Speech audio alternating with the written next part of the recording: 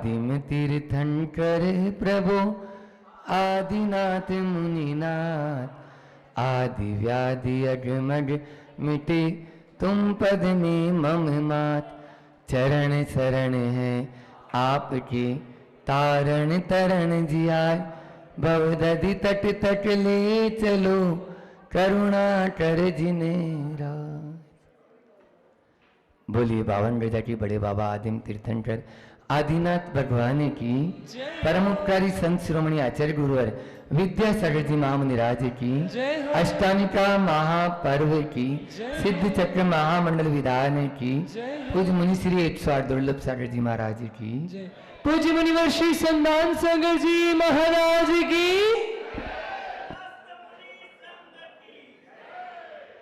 श्रद्धा से सिद्धि तक का सफर है सिद्ध चक्र महामंडल विधान। श्रद्धा से सिद्धि तक का सफर है सिद्ध चक्र महामंडल विधान और वासना को शांत करने की उपासना है सिद्ध चक्र महामंडल विधान। संसार की विषयों की वासना को शांत करने के लिए एक माध्यम है, उपासना है, तो वह सिद्ध चक्र महामंडल विधान। मैं तो कहता हूं आत्मा को परमात्मा बनाने की सामर्थ्य है इस सिद्ध चक्र महामंडल विधान में, और पाप काटने का नहीं, जो कल बोला था पाप त्यागने का यह उपक्रम देने वाला है, तो वह है सिद्ध चक्र महामंडल विधान। इस सिद्ध चक्र के सिद्धों की आराधना के माध्यम से बस बात यही है कि सिद्धि की लॉटरी उसी की खुलती है जो श्रद्धा का टिकट कटाता है। श्रद्धा का टिकट लिया नहीं और सिद्धि की लॉटरी खुल जाए, संभव है क्या? बोलो। उदाहरण हमेशा देता हूं, आज फिर बता दूं कि एक व्यक्ति बोल रहा था भगवान 1 लाख की लॉटरी खुल जाए, भगवान 1 लाख की लॉटरी खुल जाए, भगवान 1 लाख की लॉटरी खुल जाए।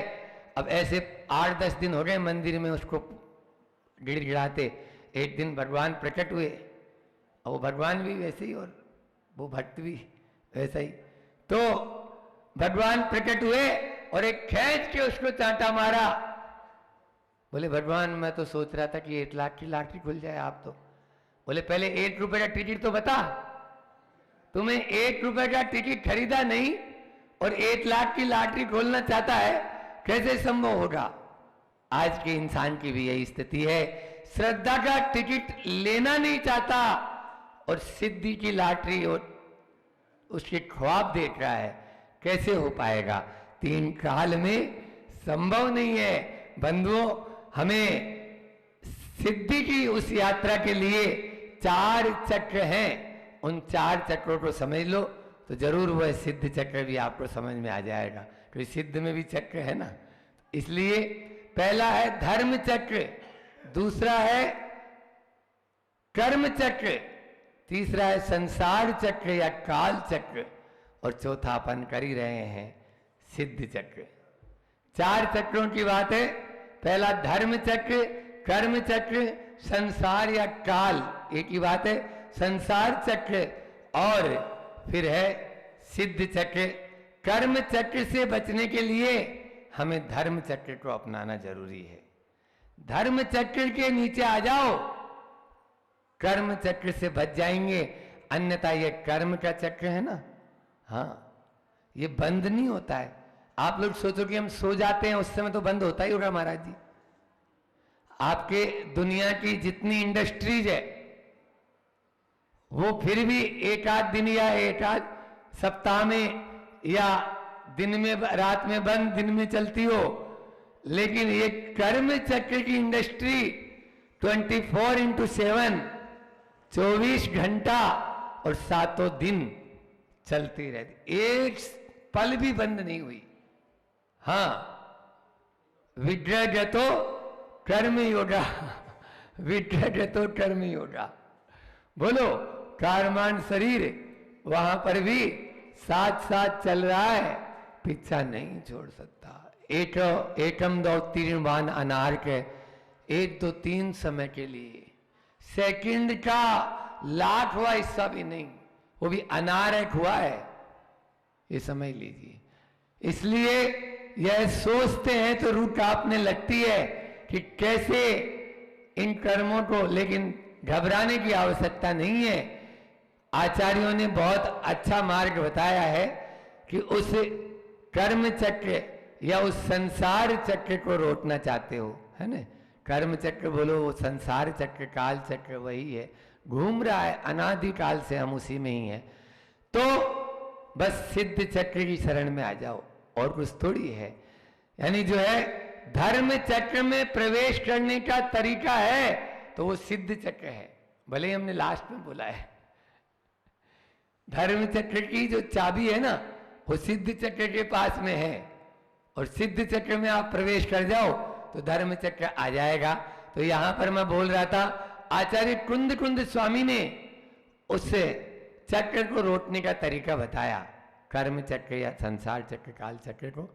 3 कारिकाएं, बहुत सुंदर कारिकाएं दी है, जो पंचाष्टिकाय में भी है और प्रवचन सार में। आप जो खलु संसार तो जीवो तत्तो दुहोदि परिणामो, परिणामादो कम्मम कम्मादो होदि गदि सुगदि, गदिमदि गदस्य जीवो देहो देहादो जा इंद्रियाणि जायन्ते, ते हिंदु विसग्रहणम तत्तो रागो व दोषो वा, जायदि जीवस्येयं भावो संसार चक्रवालम्मी, इति जिनवरे ही बणिदम अनादि निधनो सनिधनो वा।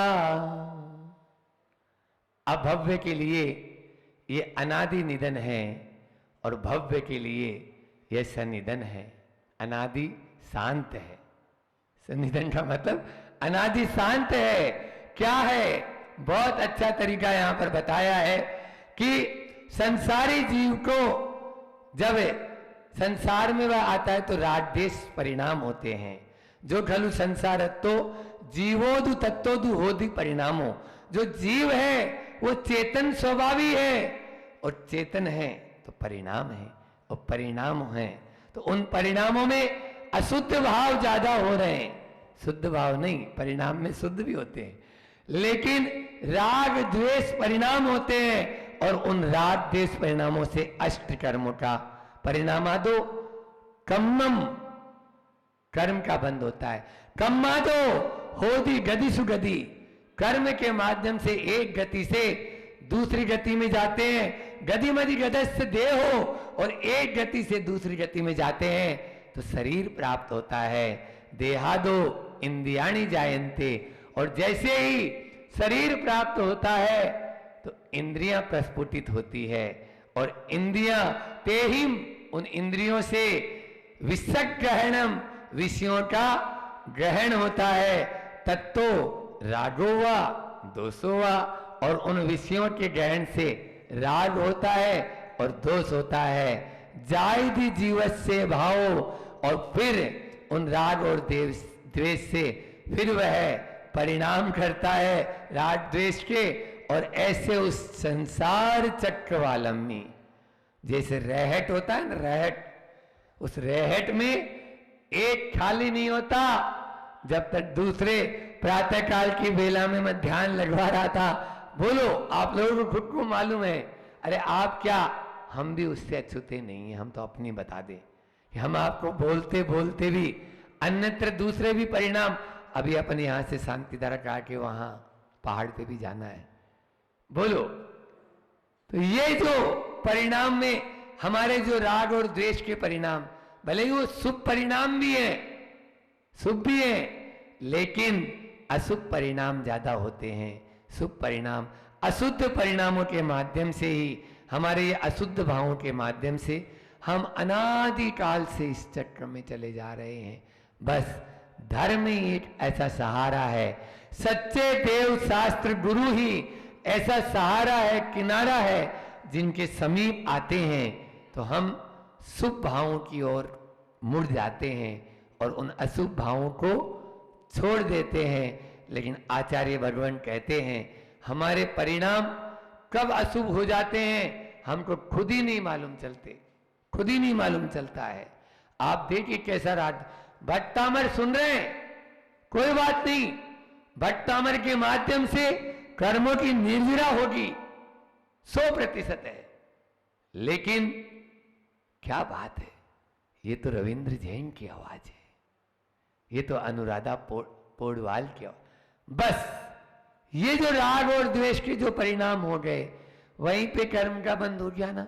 अरे वो तो बिल्कुल ही खराब बोलते हैं, उनकी आवाज तो ऐसी है, वो समझ में नहीं आया। रविंद्र जैन की आवाज अच्छी है, अनुराधा की खराब है। ये लो, हो गया ना, वो एक को अच्छा बताते ही दूसरे के द्वारा हो ही जाता है। जहां जहां राग है वहां वहां द्वेष है, और जहां जहां द्वेष है वहां वहां बोलो राग पेज वियति। पढ़ने वाले हैं हम लोग, हाँ, राग और द्वेष, पेज यानी दोष होता है, तो ये राग और द्वेष पूरे 16 वॉल्यूम है, 16 किताबें हैं कसाई पाउड की, और उन कसाई पाउड में केवल मात्र राग और द्वेष का ही वर्णन दिया हुआ है, केवल, बल्कि राग का ही है, द्वेष की तो बात ही नहीं उन्हें। हाँ, पेज भी है, हाँ, पेज दोष भी आती। तो ये है, तो इस प्रकार से धर्म चक्र में हमें प्रवेश करना है। बस भट्टामर के माध्यम से भी कहते हैं, जो धर्म चक्र में प्रवेश करता है उसका कर्म चक्र ढीला हो जाता है। भट्टामर में जैसे बताया कि मयूर जब आषाढ़ के महीने में उस समय अपने बोलते हैं वो, तो जो चंदन के वृक्षों से वहां पर सांप लिपटे हुए रहते हैं, जिस प्रकार से मयूर की आवाज सुनकर उन सांपों के बंधन ढीले पड़ जाते हैं। बड़े बड़े 10-10, 20-20 फीट के सांप होते हैं, छोटे मोटे नहीं, और बिल्कुल लपटे रहते हैं चंदन से, लेकिन उनके बंधन भी ढीले हो जाते हैं। ऐसे ही प्रभु आपके नाम स्मरण से, आपके दर्शन से, कल्याण मंदिर का है ये, भट्टामर में नहीं, भट्टामर, हाँ, कल्याण मंदिर में। मैं इसलिए आज सुबह भट्टामर में ढूंढ रहा था, तो मैंने बोला भट्टामर में अपन ने व्याख्या की है, लेकिन आया नहीं कल्याण। हाँ, रट्टे क्षणम है उसमें, बहुत बढ़िया, दीदी ने बहुत अच्छा बताया कि कल्याण मंदिर में, बहुत ही अच्छा। मैं आज सुबह बहुत ढूंढा पूरे वो 21वें और 22वें काव्य में, थोड़ा वर्णन तो आया है, लेकिन वो नाम स्मरण का ही वर्णन है, ये नहीं है। तो उससे निकलता था, लेकिन ये नहीं निकल रहा था। बहुत अच्छा कि भगवान के नाम स्मरण से, भगवान के दर्शन से, धर्म की शरण में आने से हमारे उन अनादिकाल के कर्म के बंधन भी ढीले पड़ जाते हैं, ढीले पड़ जाते हैं। इसलिए आज 256 अर्घ से आप लोग आराधना करेंगे, और वो कर्म ध्यान विधान है। हमने रात्रि में यही चिंतन किया कि यही दे दो कर्म के साथ में, तो कर्म दहन 148 या असंख्यात, संख्यात, असंख्यात, या आगे जितने हैं, अनंत की है वो, तो उन कर्मों को आएंगे, अनंत कर्मों का जिन्होंने नाश किया वो सिद्ध परमेश्वर के। आज आप लोग 256 अर्घ चढ़ाकर हम भी उसमें शामिल होंगे आप लोगों के द्वारा, तो उसमें अपन महसूस करेंगे, और एक एक अर्घ चढ़ाते हुए ये महसूस करें, मेरा ये कर्म ही नहीं, पुंज के पुंज। मंडी भामोरा में एक भाई जी है ना, वो भाई जी स्वाध्याय कहती हैं, वो कहती है पुंज के पुंज का मतलब बंडल के बंडल, बंडल के बंडल हमारे नष्ट को प्राप्त हो रहे हैं। यदि उन कर्मों को छिपाना चाहते तो संसार से हमें नाता तोड़ना है, तो धर्म की शरण तो लेना ही होगा। एक ने ऐसा बोला, बच्चा था, बोले महाराज जी हम धर्म क्यों करें? तो उसको समझाने की दृष्टि से मैंने कहा कि बेटा तू सुबह सुबह आईना देखता है? बोले रोज आईना देखता हूं। मैं बस उस आईने को क्यों देखते हो? बोले बस चेहरे पर कोई दाग धब्बा हो उसको हम अपना बाल वाल ठीक कर लें, बटन भी हमारे सही लगे नहीं लगे, कई बार ऐसा होता है ऊपर नीचे लग जाते हैं बटन, हाँ, तो बटन ऊपर नीचे लग जाते हैं, तो ये सब या और भी श्रृंगार आदि के माध्यम से, तो जिस प्रकार से, तो फिर मैंने पूछा दूसरा प्रश्न किया, अच्छा ये बता कि वो चेहरा कांच जो है, दर्पण है, जिसको आदर्श भी बोलते हैं हमारे यहाँ, संस्कृत में उसको क्या बोलते हैं? आदर्श। दर्पण का नाम है आदर्श। तो हमारे ये प्रभु भी आदर्श हैं, आदर्श यानी दर्पण। तो गुरु हैं, प्रभु हैं, ये आदर्श का काम करते हैं। तो मैंने बोला वो तुम्हारा आदर्श या दर्पण डाक डब्बा पहुंच देता है? बोले नहीं नहीं महाराज जी, वो तो हमको ही पहुंचना होता है। बस प्रभु के मंदिर में धर्म की शरण में आने से हमें अपने डाक डब्बे नजर आने लगते हैं, कहां हमारे काले काले लगे हैं, कहां डब्बा है। और धर्म या प्रभु हमारे डाक डब्बे पहुंचते नहीं है, लेकिन हम देखकर उसको पहुंच लेते हैं। इसी का नाम तो धर्म है, इसी का नाम धर्म है, और कुछ नहीं है। जहां जहां कर्म के काली मां है, किट्टी मां है, भगवान को आपकी भक्ति से कोई लेना देना नहीं है। आचार्य पूज्य पाठ की स्तुति करते हुए समंत भद्र स्वामी कहते हैं, न पूज्यास्तैवीतरागे न निंदयानाथ विवांत वीरे तथापि ते पुण्य गुण स्मृतिर्ना पूज्यम जिनम त्वार्चे तो जनस्य। बस भगवान, मैं आपकी स्तुति करूं, आपको खूब आरती चढ़ाऊं, सोने चांदी के आरती चढ़ाऊं, लेकिन उससे आप खुश होने वाले नहीं है। और मैं आपकी निंदा करूं, आपकी आलोचना करूं, उससे आप दुखी होने वाले, अभिशाप देने वाले नहीं। हमारे भगवान कभी वरदान नहीं देते। ये भले ही हम प्रवचनों में कोई भी महाराज या हम खुद भी कि वरदान देते हैं, ऐसा बोल देते हैं। हमारे यहाँ अवतारवाद और वरदानवाद ये दोनों ही दूर है। समझ में आ रहा है? हमारे यहाँ अवतार भी नहीं है कि अपने 24वें अवतार, प्रथम अवतार बोल देते हैं। देखो बोलचाल की भाषा थोड़ी सी अलग है, लेकिन अपने दिल और दिमाग में, जहन में इस बात को अच्छे से बैठा लें कि हमारे यहाँ तो सामान्य रूप से जैसे कोर्ट में हम लोग पैदा हुए, आप लोग पैदा हुए, ऐसे ही तीर्थंकर पैदा होते हैं, यही है। और ऐसे ही वो कोई वरदान नहीं देते, किसी को अभिशाप नहीं देते, न वो खुश होते। मैं तो कहता हूं साधु भी, वो साधु साधु नहीं है जो कोई वरदान दे रहा है या अभिशाप दे रहा है। किसी की आलोचना से नाखुश हो जाए और किसी के स्तुति करने से वह खुश होकर उसको कुछ दे दे। हाँ, अपने यहां तो वीतरागता को पूज्य है, बस सीधे सीधे नमोकार पूज्य है, नमो लोए सब साउणम। तो ऐसे ही वहां पर आचार्य समंत भद्र स्वामी पूज्य पाद स्वामी की स्तुति कहते हैं, भगवान मुझे मालूम है आप खुश होने वाले नहीं और आप मुझे अभिशाप देने वाले नहीं है, लेकिन फिर भी भगवान यदि मैं स्तुति क्यों कर रहा हूं? मैं स्तुति इसलिए कर रहा हूं कि आपकी स्तुति करने से मेरे अंदर में अहोभाव प्रकट होता है, और जहां अहोभाव प्रकट होता है वहां मेरे भीतर का अहम भाव गल जाता है, अहम भाव तिरोहित हो जाता है। इसलिए मैं अपने अहम भाव को गलाने के लिए आपके चरणों में आता हूं, और आपकी यदि निंदा करूंगा तो मेरे ही परिणाम अशुद्ध होंगे, मुझे ही कर्म बंद होगा। इसलिए भगवान के चरणों में हम यह कंसेप्ट अपना पूरा क्लियर रखें कि हम क्यों आते हैं। तो धर्म चक्र में प्रवेश करने का सिद्ध चक्र माध्यम है, और उन सिद्धों की आराधना अपन यहाँ सब मिलकर कर रहे हैं, उस सिद्ध चक्र की आराधना कर रहे हैं। सिद्ध चक्र यानी समूह भी होता है, चक्र यानी गोला तो नहीं है, समूह है ना। तो सिद्धों का समूह, एक आध नहीं, अनंत अनंत हो गए और अनंत अनंत होएंगे, और बाकी तो जा ही रहे। 6 महीने 8 समय में 608 जीव निरंतर जा रहे हैं। उन सब सिद्धों को नमन। आचार्य श्री जी ने एक हाइकू लिखा है, उसे बोलकर अपनी वाणी को विराम देता हूं। सिद्ध घृत हो, सिद्ध घृत हो महके, बिना गंध दूध से हम, बिना गंध दुग्ध से हम। सिद्ध जो है वो घृत के समान है।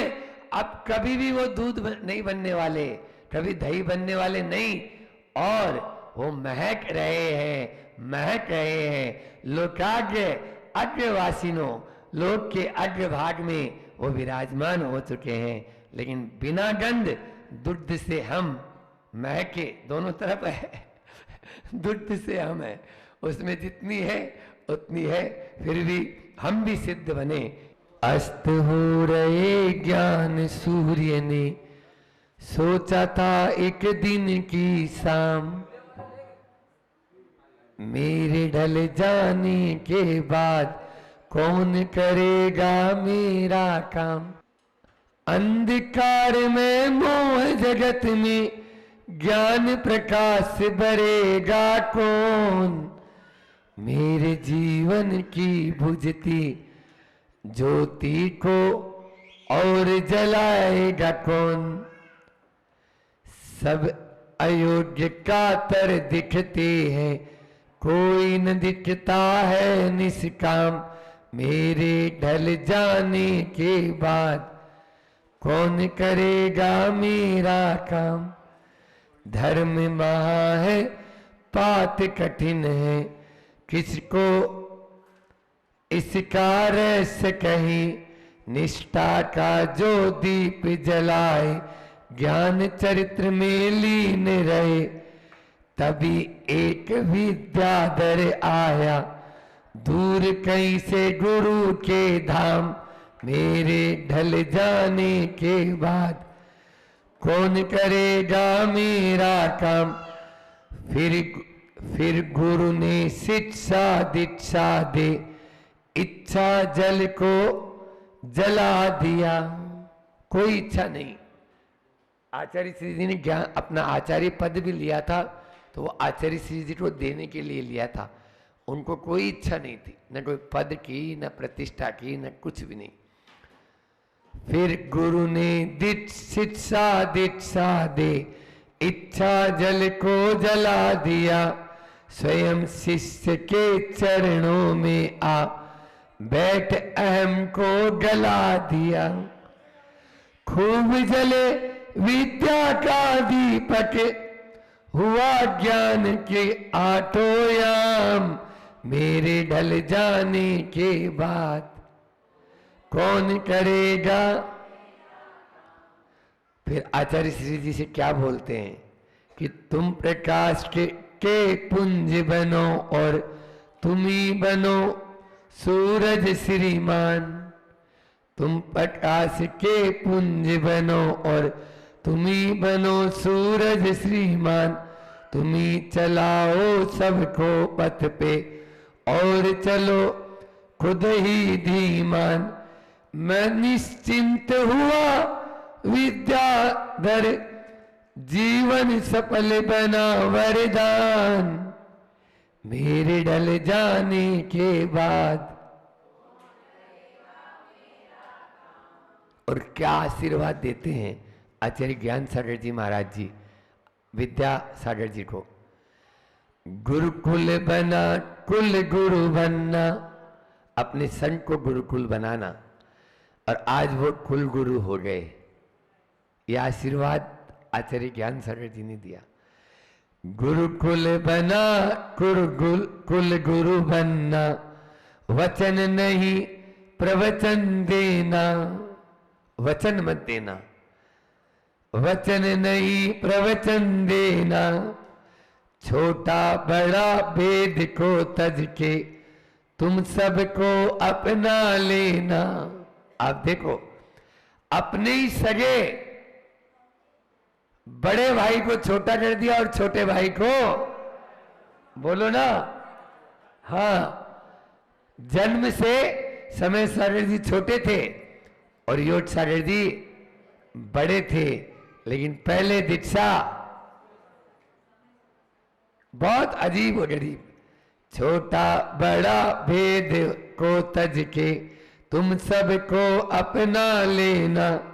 यूं कहकर फिर विदा हो गया, ज्ञान सूर्य वह गुरु महान, मेरे ढल जाने के बाद कौन करेगा मेरा काम। अस्त हो रहे ज्ञान सूर्य ने सोचा था एक दिन की शाम, मेरे ढल जाने के बाद कौन करेगा मेरा काम।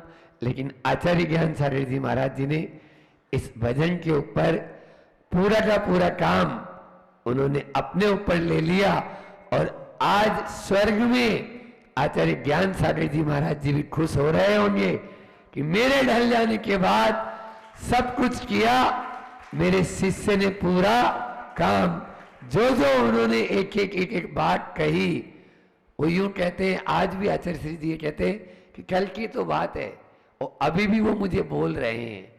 इस प्रकार से हमेशा मतलब आज तक इतने सारे संत हुए होंगे, लेकिन और हम लोग भी उनकी शिष्य मंडली भी, लेकिन जैसा समर्पण आचार्य श्री जी का है वैसा हम लोगों में किसी का भी नहीं है। एक एक पल गुरु जी अपने गुरु को याद रखते हैं, एक एक सेकंड, एक एक घास, एक एक कोई भी कार्य कर लो, चाहे आहार कर रहे हो, चाहे निहार बिहार, जो भी उनका हर कार्य केवल गुरु जी के लिए ही समर्पित और गुरु को याद करके ही वो करते हैं।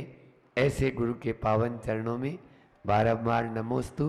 मार्ग में आगे बढ़े इसी भावना के साथ में समय हो चुका है। बोले अहिंसा परमो धर्म की। नौकरी के लिए बहुत सारे लोग आए थे, अपनी अपनी उपलब्धियों को लेकर, अपनी अपनी योग्यताओं को लेकर वहाँ पर इकट्ठे हुए थे, और सभी की भावना थी कि ये पोस्ट हमें मिले, ये नौकरी हमें मिले। सबको आवश्यकताएं हैं संसार में। सब बैठे थे, उसी में एक बालक भी बैठा हुआ था। वो ब्रिलियंट बालक था। वो मन ही मन में सोच रहा था कि अगर ये नौकरी मुझे मिल गई, मन की कहानी है, अभी मिली नहीं है, लेकिन मन ही मन में सोच रहा था अगर ये नौकरी मुझे मिल गई तो रोज़ रोज़ की जो दिक्कतें हैं, रोज़ रोज़ की समस्या समाप्त कर दूंगा। रोज़ सुबह उठता हूँ और बिस्तर रखेगी नहीं, मम्मी माता जो है ऐसे कहने लगती है, नल बंद हुआ कि नहीं, टाविल स्थान पे रखा कि नहीं, लाइट बंद करी कि नहीं, जूते स्थान पे खोले कि नहीं। यही बात सुन सुनकर मैं परेशान हो गया हूँ। 20-22 साल हो गए, मेरे माता पिता की वही कहानी। अब तो मैं बहुत ज़्यादा परेशान हो गया हूँ। और 2 भाई हैं, बड़े भैया अच्छे हैं ही, बड़े भैया माता पिता को संभाल लेंगे, मुझे विकल्प नहीं करना है। नौकरी मिलती है तो माता पिता को छोड़ना है, और छोड़कर अपना स्वयं का जीवन अपने हिसाब से जीऊँगा मैं। बस प्रभु की कृपा हो जाए और ये नौकरी लग जाए। हुआ ये, वहाँ सब बैठे थे, लेकिन अब वो देखा कचरा पड़ा हुआ है, डस्टबिन में उसने डाल दिया। माँ की याद आई, उसने वो कचरा डस्टबिन में डाल दिया। देखा वहाँ नल भी चल रहा है कूलर का। पिताजी की याद आई, पिताजी बहुत डांटते हैं, पानी का थोड़ा सा भी वेस्टेज ठीक नहीं है। वो खड़ा हुआ इतने सारे लोगों के बीच में, और उसने वो जो नल था वो भी बंद कर दिया। अब देखता है, पता चला कि जो ऊपर होना है साक्षात्कार, ऊपर बुलाया गया है। सब लोग नीचे बैठे थे, तो उसने सोचा ऊपर जाना है। सभी लोग ऊपर उठ के गए, लेकिन वहाँ पर सब कुर्सियाँ वगैरह सब अव्यवस्थित थी। तो उसने कहा ये तो ठीक सा नहीं है, उसने व्यवस्थित कर दी। और लाइटें बहुत ज़्यादा जल रही थी, तो उसने वो लाइटें भी बंद कर दी। अब सब लोग ऊपर पहुँचे। ऊपर पहुँचने के बाद एक एक करके सबको बुलाया जा रहा था। सब लोग अंदर जा रहे थे, आ रहे थे। उनसे पूछे क्यों? बोले कुछ नहीं पूछा जा रहा है वहाँ तो। अच्छा, वो और घबरा गया। कुछ पूछें तो जवाब वाले बस बोलते हैं हाँ ठीक है रख दो, आपको ठीक है जाओ, रख दो ठीक है जाओ। बड़ी घबराहट थी उसके अंदर कि कुछ नहीं पूछा जा रहा, तो फिर निर्णय कैसे होगा कि किसको मिलेगी नौकरी। और वो अंदर पहुंचा। अंदर पहुंचते ही सबसे पहले उससे ही पूछा गया अच्छा कब आपको ज्वाइन करना है? कब आपको ज्वाइन करना है?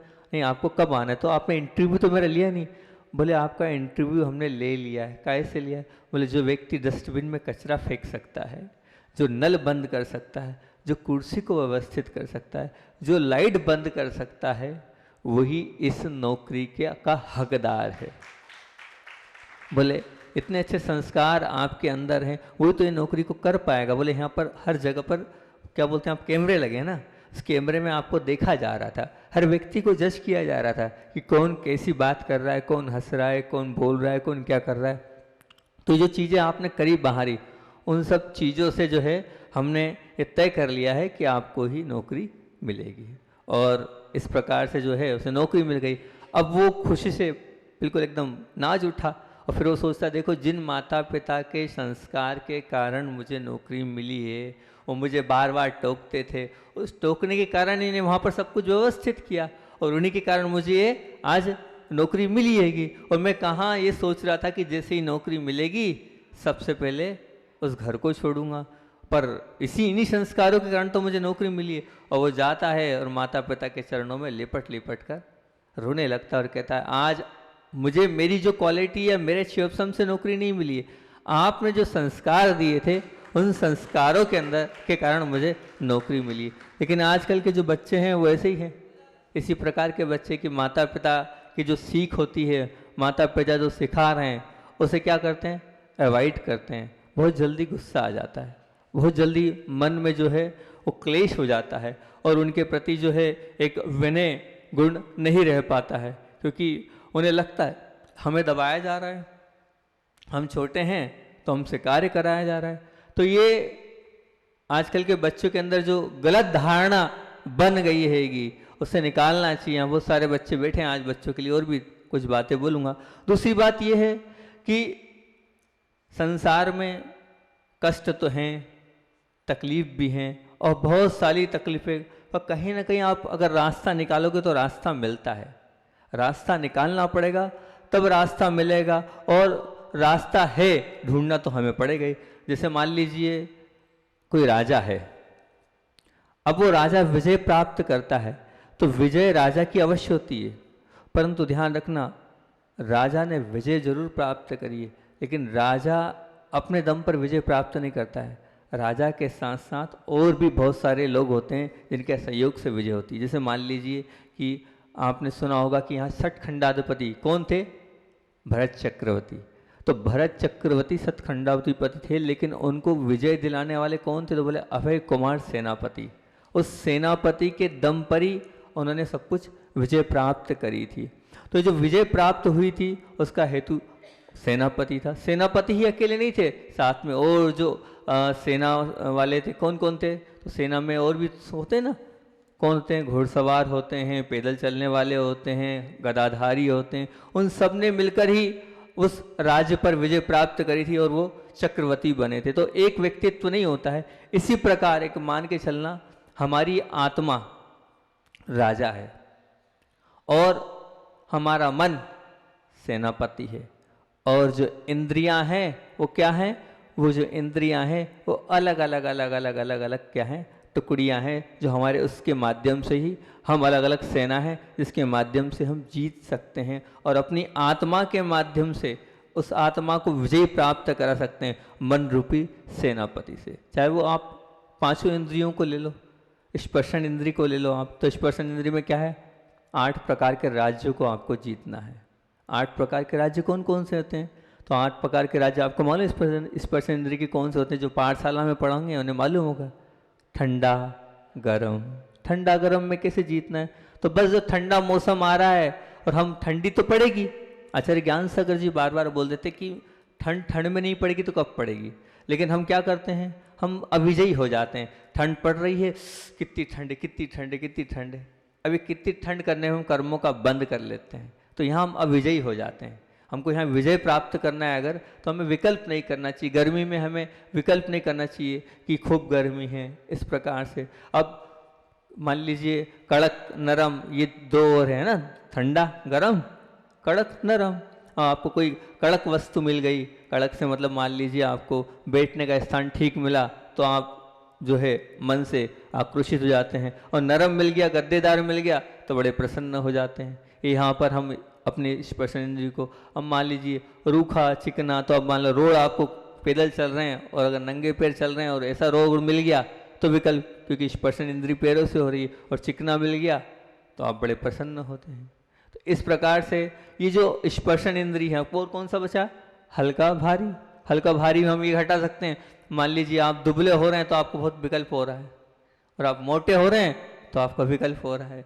तो ये स्पर्शन इंद्रिय से रसना इंद्रिय है। रसना इंद्रिय के लिए हम घटा सकते हैं कि ठंडा है, गर्म है, जैसा मिल रहा है। मान लीजिए अभी अगर आपको चाय पीना है और चाय आई और चाय ठंडी आ गई, तो चाय ठंडी आ गई तो आप उस अपने गुस्से के माध्यम से उस चाय को गर्म कर देते हैं। अगर मान लो मीठा कम हुआ उसमें तो ये अपने रसना इंद्रिय को जीतना है, ऐसे घ्राण इंद्रिय को जीतना है। और सबसे महत्वपूर्ण इंद्रिय है, उसको बहुत ध्यान से सुनना, चक्षु इंद्रिय। मैं हमेशा बोलते आया हूँ कि नेत्र का जो क्षेत्र है वो पाप का वेट बढ़ाने वाला कौन है? तो नेत्र है। नेत्र जो है वो सबसे ज़्यादा पाप को बढ़ाना, हमारी आंखों के माध्यम से हम सबसे ज़्यादा पाप कमाते हैं।